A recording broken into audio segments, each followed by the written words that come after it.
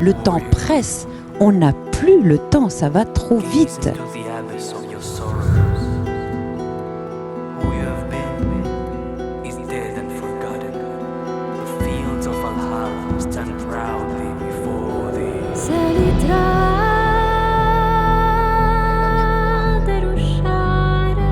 Les États-Unis sont quand même un modèle dans ce qu'il ne faut pas faire.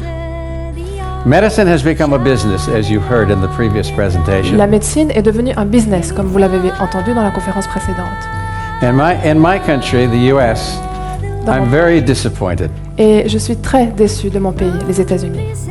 We spend $9,000 per year, which is $2.7 trillion a year, on healthcare. Nous dépensons 2,8 trillions de dollars par année. What a great waste of money. Quel énorme gaspillage d'argent. What we need is a new way to look at how we're going to take care of people and not have so much of a business.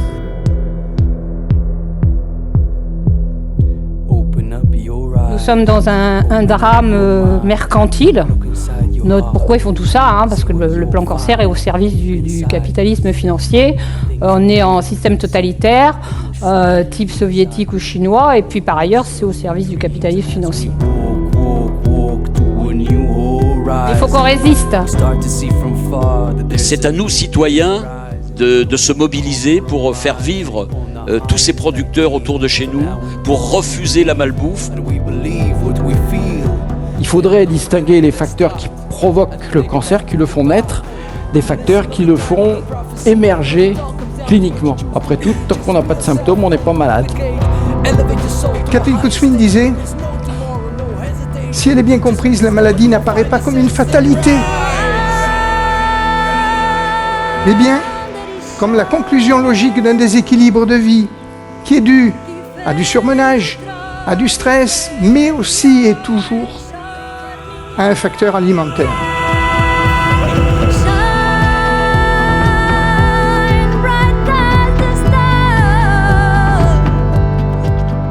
Et la première question que je pose à tous les patients qui viennent en consultation chez moi, et en particulier à ceux qui sont vraiment en phase terminale de chez Terminal, et c'est une phrase magique, parce que si vous écoutez bien en français avec une oreille kabbalistique, vous aurez sans doute déjà entendu que le mot tumeur peut aussi se lire tu meurs.